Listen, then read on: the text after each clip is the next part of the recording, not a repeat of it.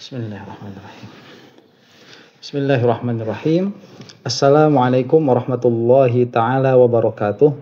Alhamdulillahi rabbil alamin. Wa sallallahu ala sayyidina Muhammadin wa ala alihi wa sahbihi wasallam. Amma ba'du. Kali ini kita akan membahas seorang dokter yang katanya pinter. Itu bernama Ryu Hasan. Saya belum terlalu banyak melihat video-videonya. Cuman dari beberapa video yang sampai kepada saya, ini adalah seorang dokter yang tidak memiliki nalar berpikir yang ajeg. Kita akan bahas hal ini saat ini ya, insya Allah. Nah, dari apa yang akan kita saksikan nanti, kita akan melihat bahwa seseorang itu, kita bisa melihat kepada core, kepada inti berpikirnya dari apa yang dia ucapkan. Meskipun yang diucapkan itu perkara yang sedikit begitu. Jadi di dalam ilmu mantik, perkara-perkara yang keluar dari lisan atau kita sebut itu adalah yang berupa qadiyah, itu adalah merupakan produk dari muqaddimah yang ada di belakangnya. Jadi tidak mungkin misalkan seseorang itu mengatakan bahwa contoh misalkan begitu ya, Tuhan itu ada apabila dia itu tidak memiliki alasan-alasan di belakangnya, kecuali apabila dia itu adalah seseorang yang memang tidak memiliki intelektualitas. Sehingga tatkala mengatakan Tuhan itu ada, dia hanya ngikut sama orang lain. Jadi kemungkinannya hanya dua. Satu, dia itu memang memiliki premis-premis di belakang perkataan Allah itu ada atau Tuhan itu ada, atau dia itu hanya mengikut dan mengekor kepada orang lain. Nah, apabila perkara yang keluar dari mulutnya itu adalah sesuatu yang mengherankan, maka kita juga bisa melihat di belakangnya itu ada muqaddimah yang mengherankan. Ada kias yang mengherankan dalam pengertian yang bodoh ya, yang tidak bisa dinalar oleh pikiran. Nah, kita akan lihat dulu apa konteksnya. Kita membahas Ryu Hasan di sini ya, Dokter Ryu Hasan. Nyaman. Kenapa? Karena kenyamanan itu akan memperbesar kemungkinan untuk hidup lebih lama. Orang bolehlah percaya Tuhan itu maha kuasa, maha mencipta. Begitu dikasih tahu, ini loh, nih arloji ini buatan Tuhan. Nggak percaya kok, gitu. Nggak percaya itu. Nggak percaya itu. Dia itu percaya Tuhan maha mencipta. Tuhan maha bisa, ngapain aja bisa. Begitu dikasih tahu ada sepeda motor Honda, ini mereknya Honda, tapi ciptaan Tuhan. Nggak percaya, gitu. Nggak percaya. Gitu. Nah ini. Ya, jadi kita itu otak kita itu akhirnya dirancang oleh alam semesta ini mempercayai berbagai macam narasi yang bertentangan sekaligus nggak percaya. Kebodohan. Kalau kita datang di hutan atau di gua sunyi gitu, mendadak kita melihat kursi gitu, pikiran kita adalah ini ada orang ke sini karena Tuhan tidak bisa membuat kursi gitu ya. Meskipun orang itu percaya Tuhan itu maha menciptakan apapun, bisa itu. Ini loh kursinya ada mereknya Ligna ini, buatan Ligna itu. Lah memang Tuhan nggak bisa membuat merek Ligna itu. Jadi dia nggak percaya kalau Tuhan itu bisa membuat kursi. Ada orang yang percayalah hantu, genderuwo, jin, periprayangan, tetean, banaspati, memedius, sesuai gombel, macam-macam. Percaya dia gitu. Tuyul percaya dia. Sangat percaya tuyul itu ada, tapi begitu dia punya minimarket, dikasih tahu kasirnya, Pak uang kita dicuri tuyul, nggak percaya dia, itu, nggak percaya, nggak percaya, nggak percaya. Nah, ini, tapi ya ini memang cara kerja otak kita memang demikian, gitu ya. Memang cara kerja otak kita itu demikian. Yakin, ngomongnya yakin, tapi nggak yakin-yakin amat gitu ya, nggak yakin-yakin amat dan bertentangan gitu. Ya ini adalah cara kerja otak kita. Kenapa otak kita demikian? Memang otak kita itu tidak dirancang untuk membedakan antara benar dan salah, itu tidak dirancang untuk itu otak kita itu. Cara kerja otak kita itu bukan melihat ini benar atau ini salah itu. Tapi bagaimana caranya otak kita menghadapi segala sesuatu itu kita nyaman. Itu memang itu tugas otak kita itu gitu ya. Tugas otak kita itu adalah itu. Kita menghadapi segala sesuatu dan kita bisa nyaman. Kenapa? Karena kenyamanan itu akan memperbesar kemungkinan untuk hidup lebih lama. Oke, kita pause dulu di situ. Itu sudah selesai video yang sampai kepada saya segitu. Ini kan narasi, bukan narasi ilmiah ya, saya katakan demikian. Kenapa? Karena tidak ada alasan-alasan di belakangnya yang berupa postulat-postulat yang sistematis. Jadi loncat-loncat dari dia mengatakan bahwa kalau kita melihat ada kursi di hutan, kemudian dikatakan itu adalah ciptaan Tuhan, kita tidak akan percaya begitu. Nah ini dalam tanda kutip ya, dia itu menjadi juru bicara siapa? Kalau dikatakan itu adalah ciptaan Tuhan tidak akan percaya, itu dulu. Ya, justru kalau nanti ada beberapa madhab filsafat justru yang mengatakan kalau itu buatan orang nggak percaya. Itu diantaranya madhab occasionalis begitu ya. Tidak akan percaya dikatakan itu adalah buatan manusia karena manusia itu tidak bisa berbuat, yang berbuat itu hanya Tuhan begitu. Itu sebagaimana dikatakan oleh Asy'ariyah Maturidiyah nanti. Justru perkataan yang dilontarkan oleh Dr. Yu Hasan ini menunjukkan kekosongannya dari pengetahuan-pengetahuan yang bersifat filosofis. Jadi kalau misalkan kita ini mau membahas sesuatu, kita ini kan harus dibedakan ya. Kalau di dalam syariat itu ada yang namanya makom syariat, ada yang namanya makom hakikat, ada yang namanya hukum adi, ada yang namanya hukum syar'i. Mudahnya sajalah kalau misalkan kita mengatakan bahwa rokok itu membunuhmu, ya ini kita musalamah dulu misalkan rokok itu membunuhmu. Nah sebetulnya ini kan orang mukmin itu tidak akan percaya rokok membunuh begitu. Yang membunuh itu bukan rokok, tetapi hakikatuhu ya Allah Subhanahu wa taala. Nah, kemudian kalau misalkan kita melihat kepada adat yang lebih bawah, kepada alam malakut, maka mati itu ya oleh malaikat Izrail. Kemudian kalau misalkan kita lihat ke alam bawah, baru kita mengatakan misalkan rokok ini yang membunuh. Nah, padahal kalau misalkan diambil dari segi kimia, yang membunuhnya itu bukan rokoknya tetapi kadar nikotin misalkan atau tar atau zat-zat lain yang ada di dalam rokok, sehingga sebetulnya tidak menjadi relevan di dalam ilmu kimia untuk mengatakan bahwa rokok itu membunuhmu begitu. Itu tidak relevan sama sekali ya, karena rokok itu ya dalam pengertian itu adalah susunan perkara yang demikian adanya yang kita tidak melihat susunan-susunan zat kimiawi yang ada di dalamnya begitu. Atau kalau kita misalkan mengatakan bahwa yang membakar itu api begitu ya, itu secara fisika itu tidak make sense sebetulnya. Karena yang membakar itu adalah reaksi perubahan atau reaksi penguapan begitu ya. Apa bahasanya itu? Ya kita katakan penguapan lah. Jadi ada reaksi dari sesuatu itu padat menjadi dia itu lebih longgar, lebih lapang di dalam keadaan dia sebagai partikel begitu. Itu reaksi yang terjadi sehingga kertas itu terbakar. Ada gesekan antara udara begitu ya, antara oksigen dengan zat yang lebih padat itu sendiri, kertas itu sendiri. Nah, jadi sebetulnya ini kan akhirnya kita mau lihat dari segi apa begitu. Kalau di dalam ilmu kalam itu sudah selesai, ada 3 hukum namanya itu. Ada hukum akli, ada hukum adi, ada hukum syar'i. Nah, cuman sebetulnya ya kalau untuk menjelaskan kepada orang bodoh seperti ini atau anda juga yang tidak mau belajar benar mengenai tauhid, yang tidak mau belajar benar ya untuk apa juga menjelaskan sebetulnya begitu.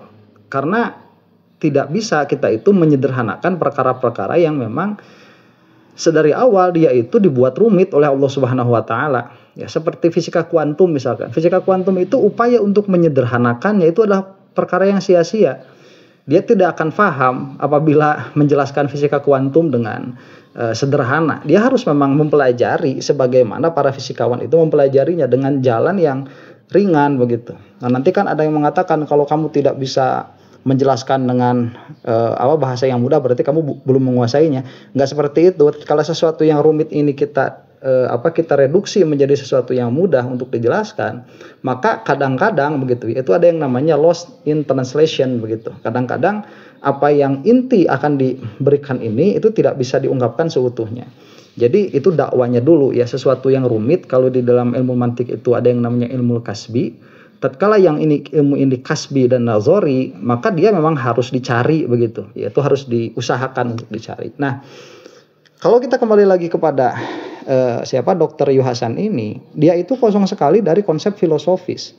Makanya ancur-ancuran tatkala mengatakan bahwa manusia ini percaya bahwa Tuhan adalah yang menciptakan alam, tetapi tatkala di hutan itu ada kursi, kemudian ditanya siapa yang menciptakan kursi ini, kemudian dijawab Tuhan, dia tidak akan percaya begitu. Nah, ini kan sudah loncat-loncat begitu ya.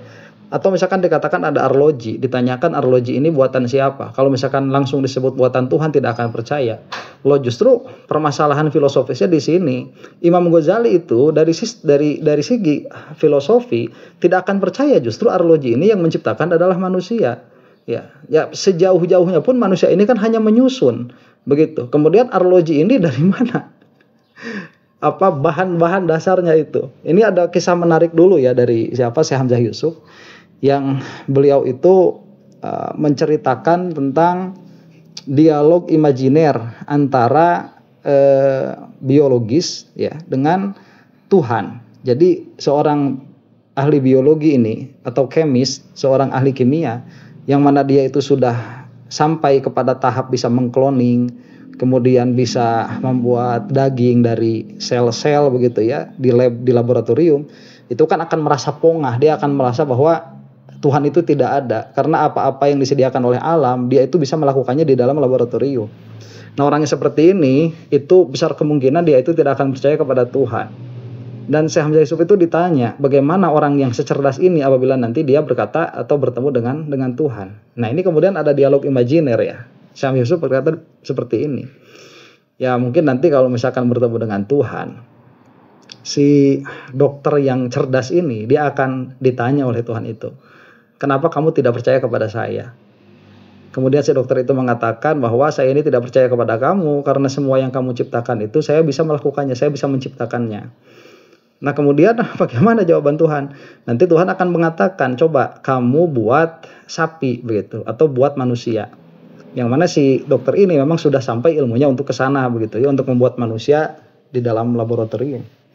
Maka dia akan mengatakan, baik, izinkan saya mau mengambil debu kosmis dulu begitu. Ini saking hebatnya, sudah bukan dari sperma untuk menciptakan manusia itu, sudah dari debu kosmis.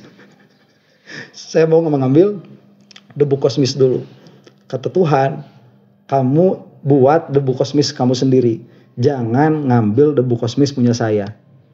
Nah, maka si ilmuwan itu dia akan terdiam karena memang nggak bisa begitu. Dia itu hanya bisa mengkonfigurasi begitu ya apa-apa yang ada. Itu pun kalau misalkan kita tidak melihat kepada tadi filsafat okasionalis atau kita tidak melihat kepada wahdaniyat fil af'al. Nah, untuk membicarakan siapa Dokter Yu Hasan ini ya, ini karena dokternya dapat gelar sekolah, ya saya sebut saja lah karena memang ini diakui begitu ya. Cuman dalam apa ini ahli bedah syaraf.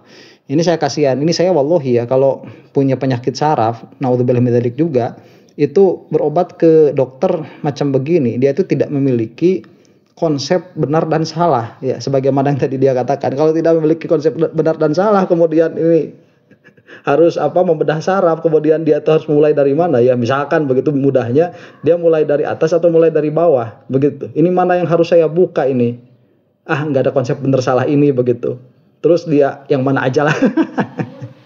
Karena otak itu tidak diciptakan untuk melihat konsep benar dan salah. Ya, kita masuk lagi ya ke video nih. Nyaman. Kenapa? Karena kenyamanan itu akan memperbesar kemungkinan untuk hidup lebih lama.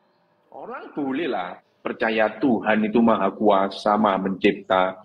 Begitu dikasih tahu, ini loh, nih arloji ini buatan Tuhan, nggak percaya kok gitu.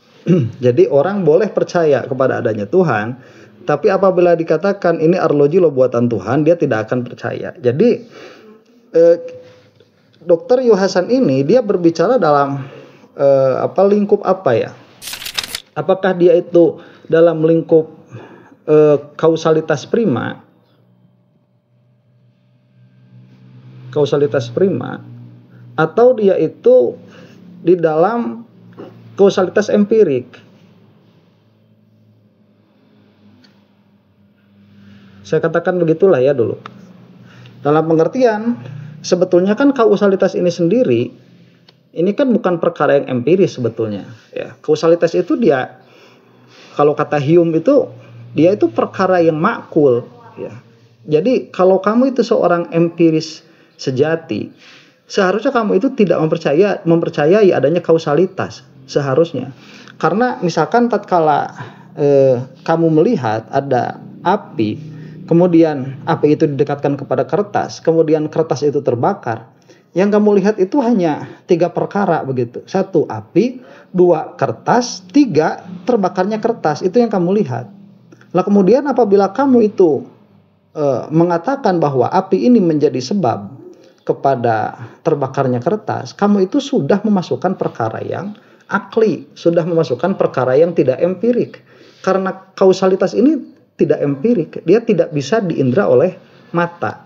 Jadi kalau misalkan orang itu dia sudah masuk kepada kausalitas, ini siapa yang membuat terbakarnya ini? Apakah yang menjadikan dia terbakar itu adalah api atau sesuatu selainnya yang mana nanti misalkan terkumpulnya sebab, syarat dan mani' begitu.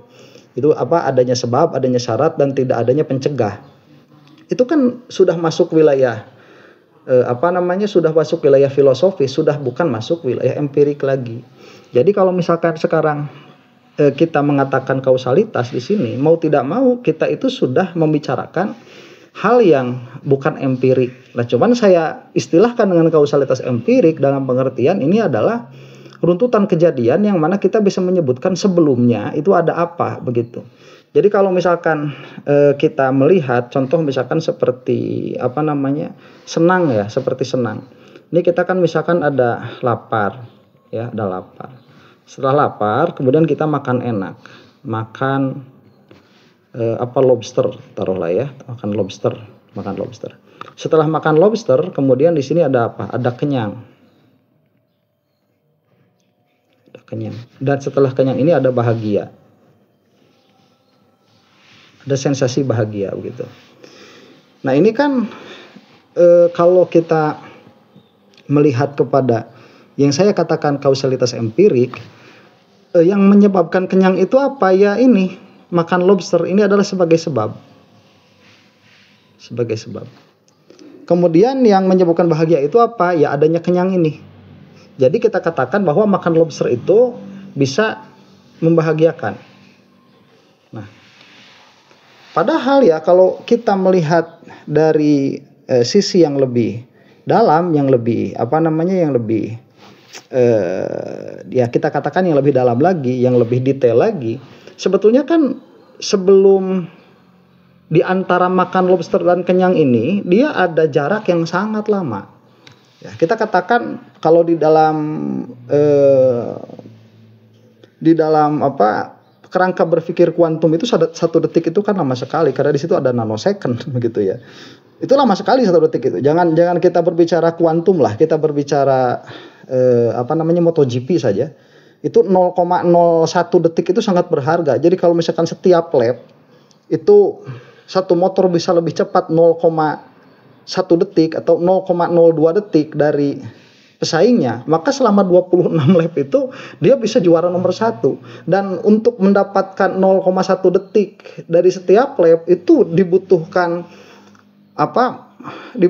pengetahuan mekanik yang sangat dalam begitu. Jadi di antara kalau kita masuk ke dalam kuantum atau kita masuk, jangan dulu kuantum lah, kita masuk ke dalam kimia yang ada di dalam tubuh kita, itu sebetulnya di antara makan lobster dan kenyang itu memiliki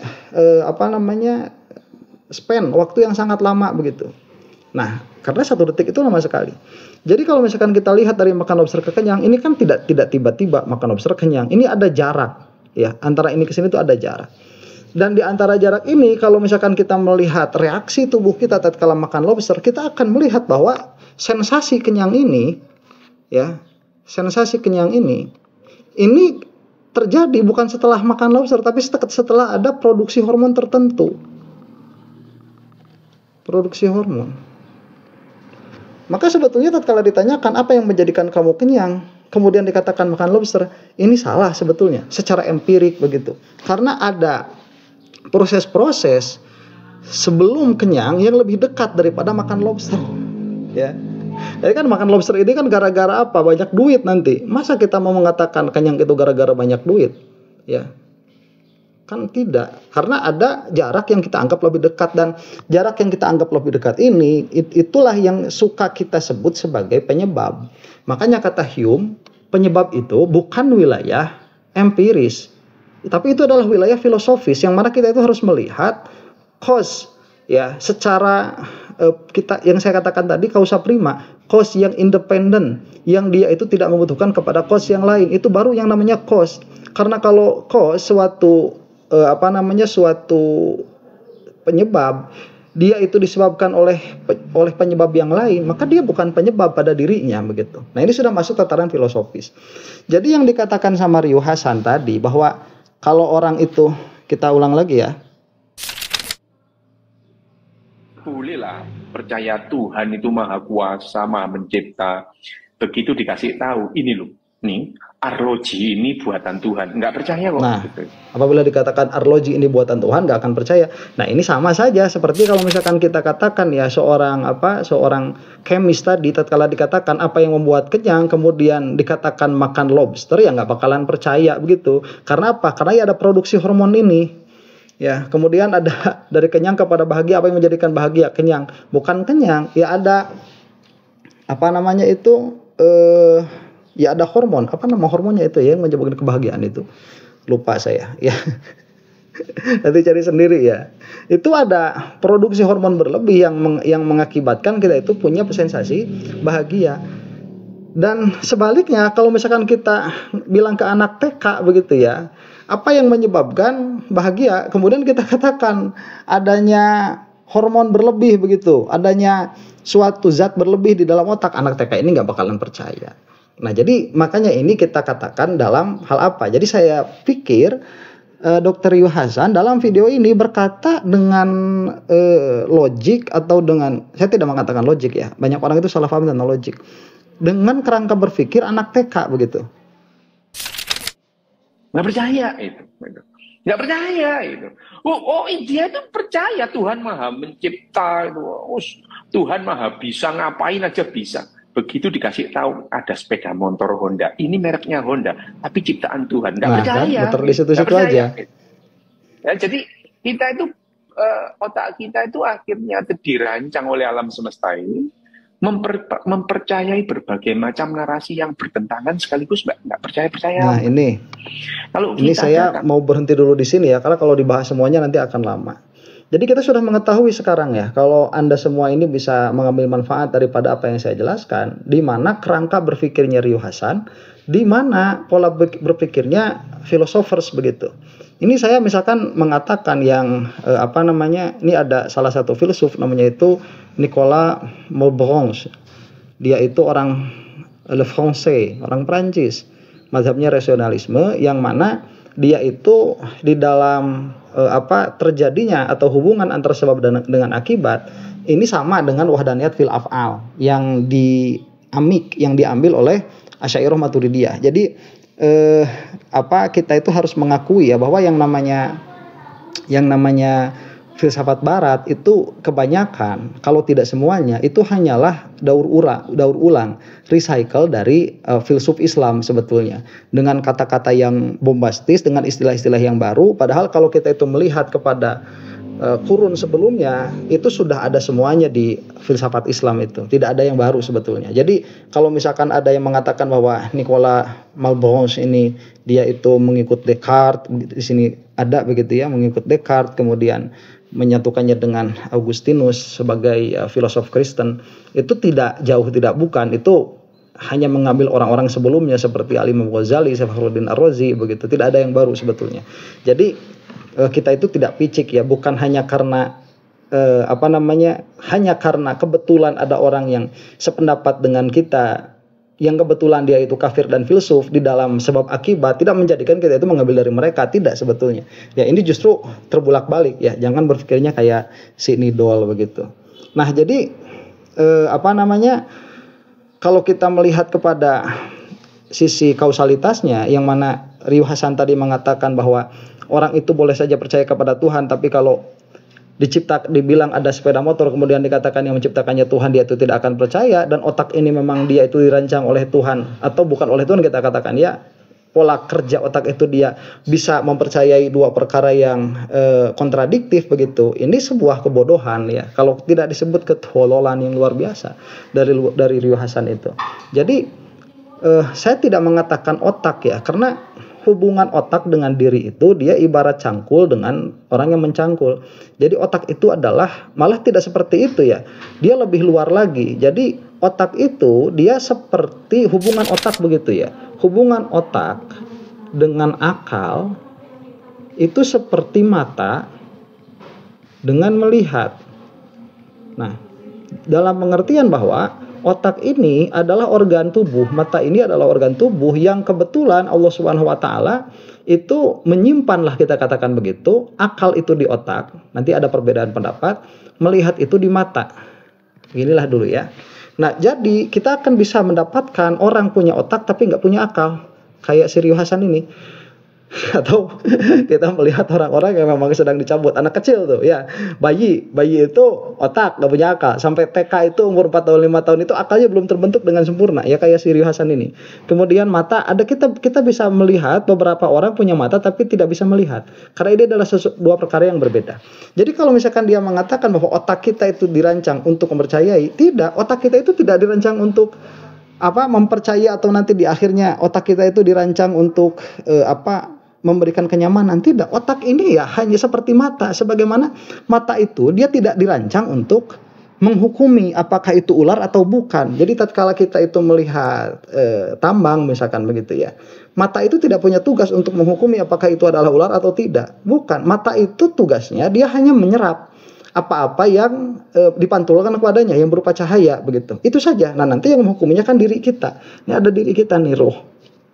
Ya, diri atau roh. Itu yang menghukuminya nanti. Nah, jadi otak itu tidak dirancang untuk apa-apa dalam hal pengertian menghukumi sesuatu atau memutuskan sesuatu, karena melihat itu dia perkara lain, satu hal, mata itu perkara lain atau hal lain, otak itu satu hal, akal itu hal lain begitu. Nah, jadi kalau misalkan kita mengatakan akal, kita baru bisa masuk di sini. Apakah akal itu dia bisa menghubungi atau menghukumi perkara yang kontradiksi atau tidak? Sebetulnya tidak bisa begitu. Dengan syarat-syarat tertentu. Makanya di dalam mantik itu ada yang namanya tanakud, hukum-hukum kontradiksi. Nah, hukum-hukum kontradiksi itu banyak sekali. Seperti kita mengatakan bahwa Zaid itu duduk dan Zaid berdiri atau tidak duduk ya. Kita katakan begitu, tidak duduk. Nah, ini kan kontradiksi ya, karena ini iya, ya ini tidak begitu. Ini kontradiksi. Yang mana realita itu hanya bisa menerima satu saja. Jadi apakah kita bisa membenarkan Zaid duduk dan Zaid tidak duduk? Tidak bisa. Tapi dengan syarat apa? Dengan syarat Zaid dan Zaid yang sama, kemudian waktunya waktu yang sama, begitu. Dengan pengertian duduk yang ini juga duduk yang ini, yang mana yang diisbat di sini adalah yang dinafikan di sini. Itu banyak syarat-syaratnya, syarat tanakut itu. Makanya Zaid duduk dan Zaid tidak duduk ini baru bisa dikatakan kontradiksi apabila Zaid duduk, Zaid yang itu duduk dalam makna yang itu, sekaligus Zaid itu tidak duduk, Zaid yang itu, dan mana duduk yang itu pada waktu yang sama. Itu tidak bisa kita mengatakan iya dua-duanya, kontradiksi tidak bisa. Dan itu adalah salah satu fungsi akal, yaitu untuk untuk mempersepsi perkara yang kontradiksi. Yang mana apabila akal sudah mempersepsi itu kontradiksi, kita mengatakan itu tidak mungkin terjadi pada realita, karena realita tidak menerima kontradiksi begitu. Nah, Rio Hasan ini mengatakan ya, ini manusia percaya Tuhan. Manusia percaya Tuhan. Percaya Tuhan. Nah, ini sebagai pencipta lah begitu ya, sebagai pencipta. Saya paraphrasing nih. Kemudian manusia tidak percaya Tuhan sebagai pencipta motor. Nah, ini kan katanya sebagai pencipta segala. Kemudian manusia tidak percaya Tuhan sebagai pencipta motor, yang mana motor ini bagian dari segala lah begitu kita katakan ya. Nah, ini kontradiktif begitu. Ini kontradiktif. Yang mana kata Riyu Hasan itu memang otak itu tidak dirancang untuk bisa menerima perkara-perkara yang kontradiktif. Asal nyaman aja kita menerimanya. Nah, ini kebodohan. Kenapa? Karena ini berbeda maudhu mahmulnya kalau di dalam di dalam mantik itu. Jadi apa yang diterangkan dan keterangannya itu berbeda. Manusia percaya Tuhan sebagai pencipta segala ini dari tatanan apa? Dari tatanan hakikat. Nah, orang yang percaya manusia itu pencipta segala sesuatu dari segi hakikat atau kita katakan dari segi filosofis, ini manusia tidak percaya Tuhan sebagai pencipta motor, yang mana motor ini segala, ini dari segi apa? Empirik. Yang tadi saya sudah mengatakan ini termasuk kepada kausalitas empirik di sini. Begitu. Jadi maudhu'nya sudah berbeda, yang dibahasnya sudah berbeda. Nah, makanya kalau misalkan kita nih mau melihat kepada di dalam ilmu kalam, ini sudah selesai, sudah ada yang namanya. Jadi nanti katakan seperti ini, dari hukum akli gitu. Sebab dilihat dari hukum akli bahwa penyebab itu hanya satu. Karena yang menjadi sebab yang menjadi musabab itu, yang menjadi akibat ini pada akhirnya apabila dia kontingent, apabila dia mumkinul wujud dan dia itu membutuhkan kepada selainnya yang mana dia itu mumkinul wujud juga, itu akhirnya akan menjadikan infinite regress, akan menjadikan tasalsul, yang mana tasalsul ini mustahil. Maka yang namanya perkara yang mumkinul wujud, perkara yang kontingent, dia itu pasti selalu membutuhkan kepada yang yang pasti, kepada yang necessary begitu. Nah, maka dilihat dari segi kontingisitasnya, kekontingenannya, yang namanya motor sama langit sama-sama kontingen begitu, sama gunung sama-sama kontingen. Lah cuman kita melihat nanti bahwa yang namanya motor ini lewat sesuatu lain dulu secara adat, yaitu lewat manusia dulu. Dan nanti juga akan ada permasalahan apakah langit ini lewat malaikat dulu atau tidak begitu. Itu ada yang mengatakan lewat malaikat, karena kalau tidak demikian berarti tidak ada makna juga tatkala disebutkan bahwa Nabi Adam itu diciptakan langsung oleh Allah. Yang mana salafi salah paham di situ, langsung oleh kedua tangan Allah begitu. Nah, inilah ya. Jadi pembicaraan Riyu Hasan ini hanya menunjukkan ketidakfahamannya kepada konsep-konsep filsafat, dan dia tidak bisa membedakan antara pengetahuan yang didapat secara empirik atau kita katakan hukum adi dengan perkara-perkara yang bersifat logis dan rasional begitu. Kasihan, saya rasa kasihan orang ini ya, kasihan sekali gitu. Ya, mudah-mudahan kita semua dapat manfaat dari video ini. Dan kalau misalkan ada yang mau saya membahas lebih dalam lagi tentang Riyu Hasan, silahkan komen di bawah. Wallahu ta'ala alam bishawab. Assalamualaikum warahmatullahi ta'ala wabarakatuh.